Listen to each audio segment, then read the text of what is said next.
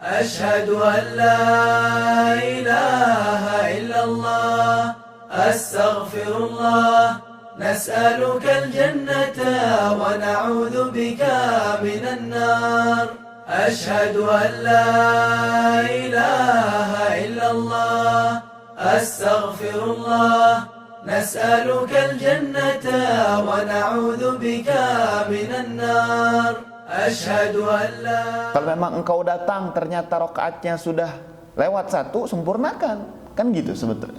Tapi ini anak mendengar hadis ini dalam keadaan ngahuleng. Ini anak mendengarnya dalam keadaan setengah-setengah, sehingga ketika Al-Imam Al-Haddad menyampaikan alaikum bis-sakinah wal waqar, dia ngedengarnya beda. Alaikum bis-siqin wa fa'ar. Oh, ya. Udah aja. Besoknya heboh satu kampung. Kenapa? Ini anak ketika mau datang ke masjid, dia bawa pisau sama tikus digantungin di lehernya. Ngaco ini. Ini ada apa? Pas ditanya, kenapa kalian ngeliatin aku semua? Kalian nggak dengar tuh kemarin hadisnya Imam Haddad menyampaikan. Apa hadisnya? Alaikum bisikin, hendaknya engkau dengan pisau, wal fa'ar katanya, dengan tikus. Padahal kalimatnya sakinah wal waqar. Kayak paham?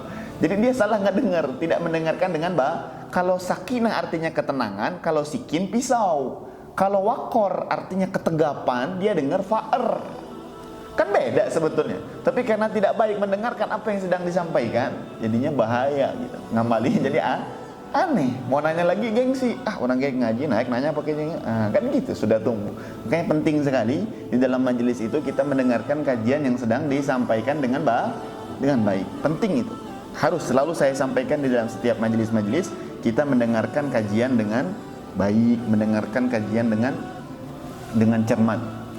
Kemudian kalau kita tidak mendengarkan kajian dengan baik, bahaya. Terjadinya kayak sekarang ini. Dia dengar dari ustadznya A, nanti bilangnya B. Ya, jangankan dia ngaji ya, dia lagi lewat aja ngedengar orang ngobrol kanan kiri, dia dengar sedikit, padahal nggak jelas, udah disebarluaskan dia. Apalagi dia duduk ngaji, seakan-akan dia memiliki kabar berita itu. Paham gak? Artinya yang tadinya memang dari pengajiannya sedang menjelaskan hukum bahwasannya dulu ziarah kubur pernah diharamkan oleh Nabi, tapi sekarang Nabi memerintahkan. Dia nggak dengar sekarangnya, cuma dengar dulu doang, akhirnya tersebar luas. Ziarah kubur haram. Ya kan, itu jadi perbedaan pemahaman itu karena tidak baik mendengarkan kajian gitu. Jadi penting sekali untuk kita kalau hadir dalam majelis mendengarkan kajian dengan baik. Salah satu agar kajian kita betul-betul teringat atau tersave di dalam memori kita yang lebih besar daripada memori HP, caranya dengan kita mendengarkan kemudian dicatat, ditulis. Jadi apa tadi keutamaan Ramadan yang ke-12? Diampunkan Barakallahu fikum. Bismillahirrahmanirrahim. Alhamdulillahirabbil alamin. Khulasatu fadail Ramadan. Sekarang beliau ingin memberikan kesimpulan keutamaan bulan suci Ramadan.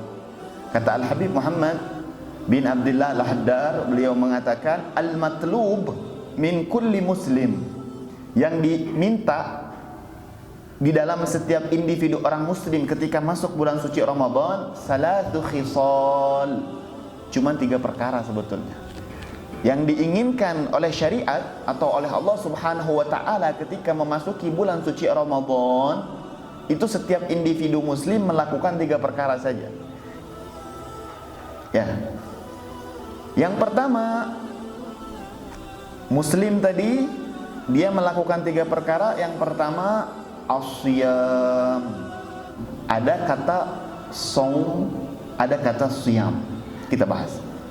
Yang pertama yang diinginkan oleh Allah Subhanahu wa taala ketika seorang muslim, individu dari muslim, dia memasuki bulan suci Ramadan, yang diinginkan oleh Allah mereka semuanya siyam, berpuasa. Wa huwa fi Ramadan fardu ala kulli muslim. Adapun puasa tadi yang diminta oleh Allah ketika masuk bulan suci Ramadan, hukumnya wajib. Hukumnya wajib. Kepada siapa wajib itu? Apakah setiap individu muslim atau tidak? Jawabannya setiap individu muslim yang baligh, yang dia sudah baligh. Baligh ini apa? Yang dia sudah ihtilam atau yang sudah keluar haid bagi perempuan, bagi laki-laki yang sudah bermimpi. Nah, balik, dia sudah balik, yang sudah diwajibkan kepada dia sholat, puasa, dan lain sebagainya. Dialah yang wajib untuk berpuasa di dalam bulan suci Ramadan. Yang kedua yang diwajibkan oleh Allah, syaratnya harus aqil. Aqil, diddul jahal. Aqil ini orang yang berakal, bukan orang gila, bukan majnun. Ya, harus orang yang berakal. Memang dia tahu beda mana uang, mana bara api gitu kan. Nah, kemudian yang diwajibkan untuk berpuasa Ramadan, mutiq, orang yang mampu. Lawan orang yang mampu, orang yang sakit. Berarti orang sakit tidak diwajibkan puasa Ramadan. Mutiq artinya orang yang mampu, yang sehat, yang masih segar, yang masih kuat. Lawannya daripada mutiq, marid, orang yang sakit.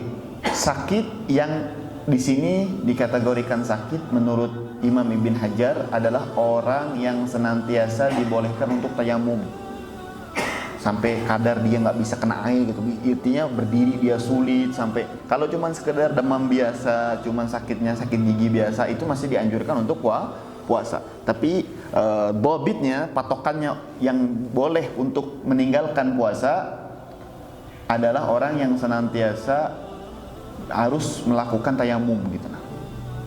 Kadarnya. Biasanya orang kalau sudah tayamum itu ima sakitnya parah, nggak boleh kena air, ima dia nggak bisa berdiri, kan gitu.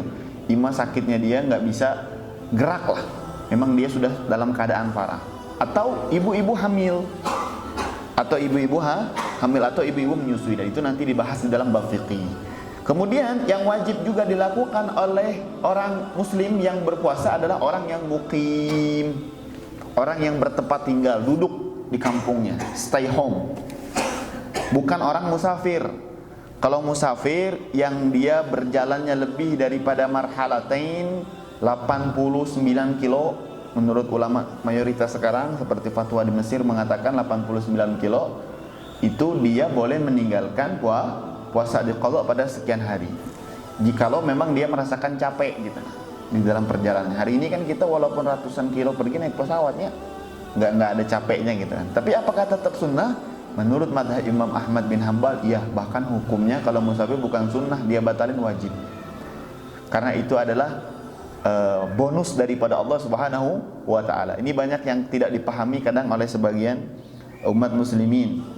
Entah dia nggak mau belajar atau wallahu a'lam. Kalau kita musafir itu disunnahkan untuk mengqashar sholat.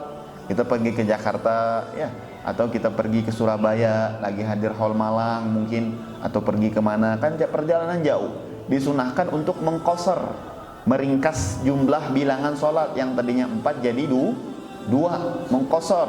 Apalagi menjamak, otomatis kalau sudah bisa mengqashar otomatis bisa menjamak. Tapi tidak semua sholat yang dijamak bisa diqashar.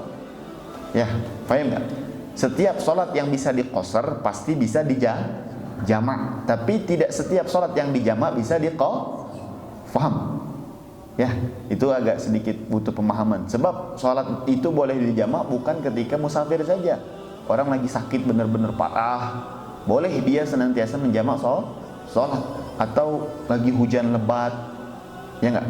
Lagi hujan lebat, boleh dia menjamak sholat. Nah, masih alasan-alasan untuk menjamak itu banyak. Tapi kalau qashar hanya diperbolehkan untuk orang-orang yang berpergian, musafir. Orang-orang yang berpergian dianjurkan untuk mengqashar sholat. Kemudian banyak yang terjadi kalau kita berangkat ke Jakarta nggak ada yang mengqashar. Ah Beb, nggak capek, ngapain qashar, saya sempurnain aja lah sholatnya. Ini kurang tepat, bukan salah, tapi dia melupakan sesuatu yang Nabi Muhammad SAW kabarkan. Innallaha yuhibbu an yu'tiya rukhasahu kama yuhibbu an yu'tiya azaimuh. Allah itu resep, cek orang Sunda namanya. Allah itu bogoh, suka kepada seorang hamba yang kalau dikasih bonus dia gunakan. Sebagaimana Allah suka kepada seorang hamba yang selalu melakukan kewajiban-kewajiban. Gitu. Ini adalah sebuah ajaran Islam gitu. Tapi kalau kita memang semangat selesai qashar, ya ada sholat 4 rakaat lagi nggak apa-apa, yang penting bonusnya diambil. Masa bonus nggak mau diambil? Pemberian daripada Allah Subhanahu, bukan masalah capek nggak capek. Kalau memang itu bonus dari Allah, silahkan ambil gitu, pakai. Fahim tuh? Jadi yang diwajibkan untuk yang pertama yang diminta ketika kita memasuki bulan suci Ramadan adalah berpuasa. Bagi siapa? Bagi orang muslim yang baligh, yang aqil, yang mutiq, yang muqim. Empat ini yang syarat, ada empat syarat-syarat empat orang ini. Kalau ada dalam satu orang empat syarat ini, maka dia diwajibkan untuk berpuasa. Apa saja? B A M M. Gampang kan? B A M M. Tanya kita kalau mau ingat sesuatu yang bikin kita gampang aja. Ya, yang memudahkan kita, bilangan tahun atau apa dan lain sebagainya. B A M M. Baligh, aqil, mutiq sama muqim. Naam. Wa ma'na siyam. Nah, sekarang kita bahas tentang arti siyam. Apa itu siyam? Ada yang kita kenal di mayoritas Indonesia ini, ada orang yang suka bilang, "Beb, ana saum. Beb, ana siyam." Apa bedanya? Ada perbedaan atau tidak? Jelas ada. Kalau nggak ada perbedaan, ngapain tulisannya dibedakan? Karena di dalam bahasa Arab, ziyadatul huruf tadullu ala ziyadatil ma'na. Bertambahnya satu huruf di dalam satu kalimat itu menunjukkan makna tersebut bertambah atau berubah. Islam ini bukan hanya membahas tentang huruf yang berbeda, harokat berbeda saja sudah beda arti.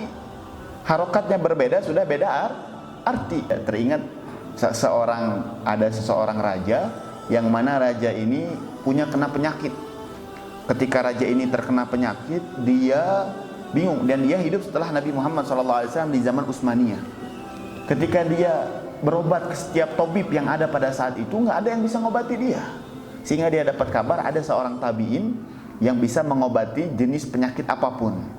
Akhirnya kirim surat raja tadi, minta tolong dibikinin ramuan obat biar dia sembuh daripada penyakitnya. Akhirnya tabi'in tadi setelah mendapatkan kabar surat daripada raja, dia tulis di dalam suratnya, kata beliau, habbatus sauda dawa likulli da. Habbatus sauda dawaun likulli da. Biji hitam atau kita kenal dengan jintan hitam, habbatus sauda, yang kita kenal sekarang nih dijual di mana-mana. Rasulullah pernah menyampaikan, habbatus sauda dawaun likulli da, obat dari segala penyakit. Tulisannya habbah, ha kecil, ba sama tak marbutoh, habbah. Akhirnya ditulis surat itu, dibawa sama pengawal raja ini. Ketika di tengah jalan, pengawal raja ini kecapean. Ketika dia kecapean, tidur di bawah pohon. Subhanallah, orang-orang dulu kalau surat kan bolong atasnya ya, jadi ditaruh di sampingnya. Orang pengawalnya itu ditaruh di samping. Ketika dia tidur, wallahu alam, entah burung, entah binatang apa, dia ngeluarin kotorannya masuk ke dalam kertas tadi. Masuk ke dalam kertas. Dia nggak sadar juga. Sampai di tempat raja, rajanya ketika membuka surat kaget juga. Tapi karena ini memang ajaran dari tabi'in, sudah lakukan aja. Pas dia buka tulisannya, oh subhanallah, dia cari obatnya. Setelah dia makan itu obat, meninggal dunia. Nggak sembuh dia. Kenapa? Karena tulisannya berubah, bukan habbatus sauda jadi hayyatun sauda. Hak kecil, kemudian ya sama tak marbutoh. Jadi titiknya ada ketambahan sedikit dari kotoran tadi. Subhanallah. Artinya berbeda. Yang tadinya biji hitam, ketika tambah satu titik jadi ular hitam. Paham dong? Jadi dalam bahasa Arab ini beda titik saja, beda harokat sudah beda arti. Jadi habbatun jadi hayyatun udah dia cari di hutan-hutan ular hitam, setelah ditangkap dibikin dia ditumbuk-tumbuknya, diminum mati karena ada racunnya ular itu kan hidup dia.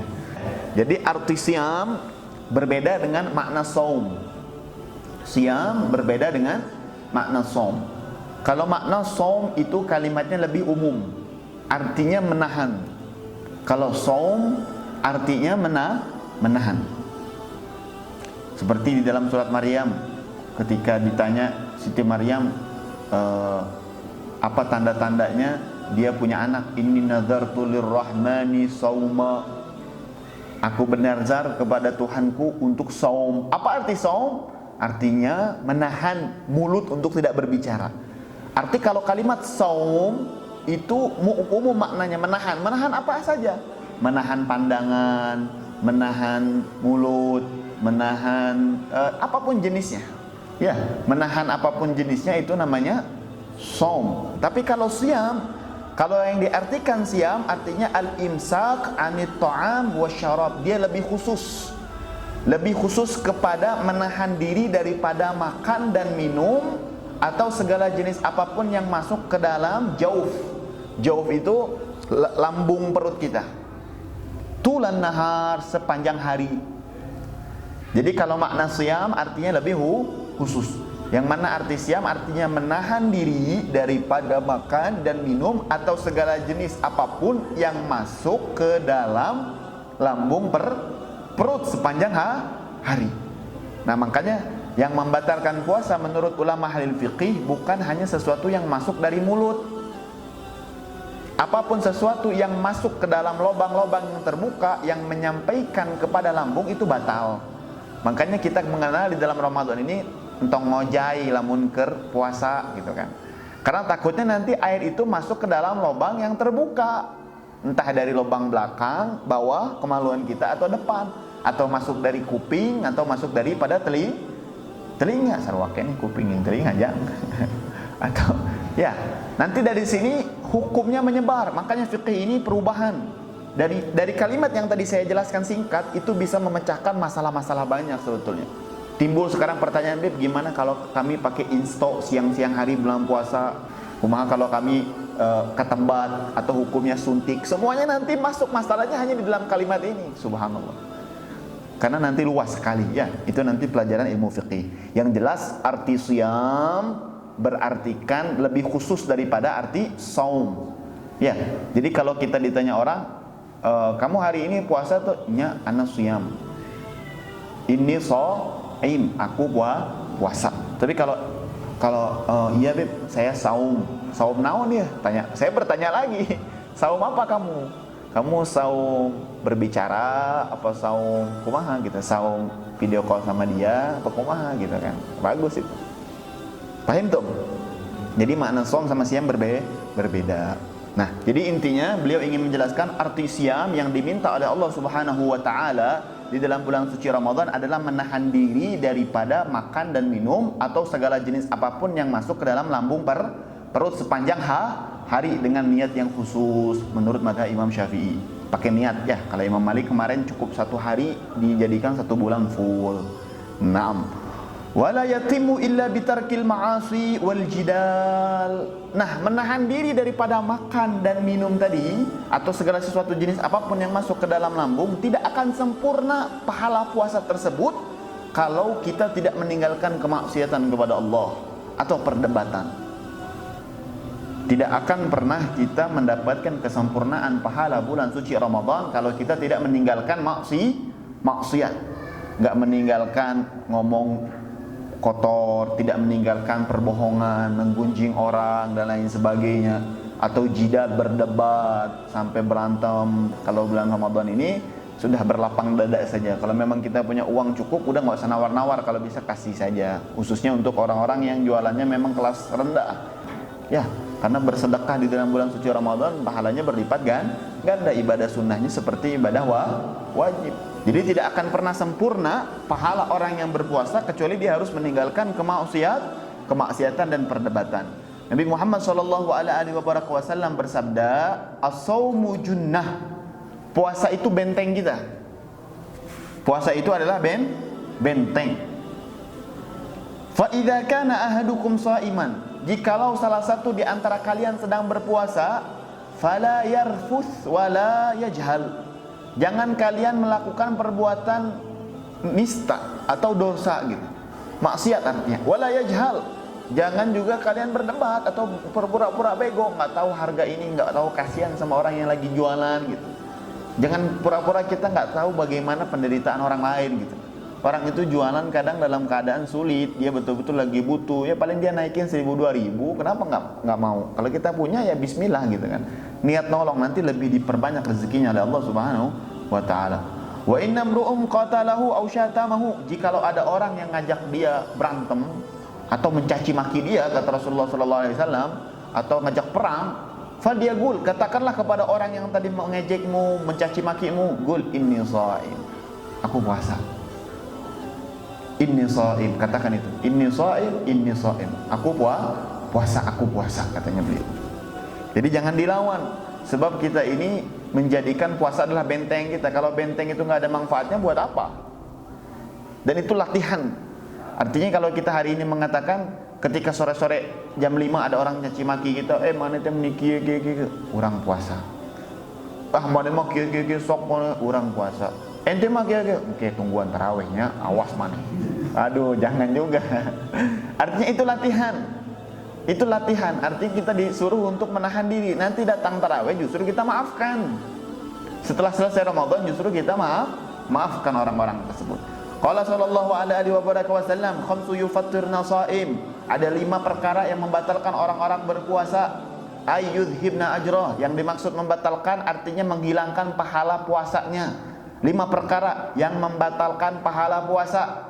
Yang pertama al-kadzib, berbohong. Berbohong. Termasuk juga bohong di sini masuk nanti beliau akan membahas tentang film-film yang ditonton sama anak-anak muda nih, drama Korea atau India. Karena film itu semuanya penuh dengan kebohongan. Jadi kalau kita menghabiskan puasa kita dari pagi sampai siang, malamnya cuma nonton drakor, waduh, pahala puasanya habis tuh. Karena itu film isinya semua dipenuhi dengan kebohongan. Wan namimah, mengadu domba. Mau ngadu domba secara langsung atau via komentar atau via di sosmed dan lain sebagainya. Wal yaminul kadzibah, sumpah palsu. Wal ghibah, menggunjing orang lain. Bohong, menggunjing orang lain, kemudian mengadu domba, sumpah bohong. Ini yang paling penting, yang kelima nih, yang sulit sekali untuk kita hindari dosa ini adalah wan nadharu bisyahwah, memandang sesuatu dengan syahwat. Ini menggugurkan pahala puasa. Lagi puasa ninggalin syahwat. Aduh, apalagi di dalam handphonenya dipenuhi dengan video-video naudzubillah min dzalik, foto-foto orang yang terbuka auratnya di jalan ningali macau. Nadharu bisyahwah. Tapi kalau melihat sesuatu yang memuaskan kita dari segi makanan, ya itu sudah manusiawi ya, ningali oli siga marjan gitu kan ya. Oli nanti ningali kecoa siga kurma gitu kan. Itu mah sudah manusiawi ya. Cuma nggak apa-apa. Tapi jangan dicari-cari juga ya. Ngelihat kamu kayak punya aku, kan. Tong juga. Nah, itulah 5 perkara yang membatalkan pahala puasa Ramadan.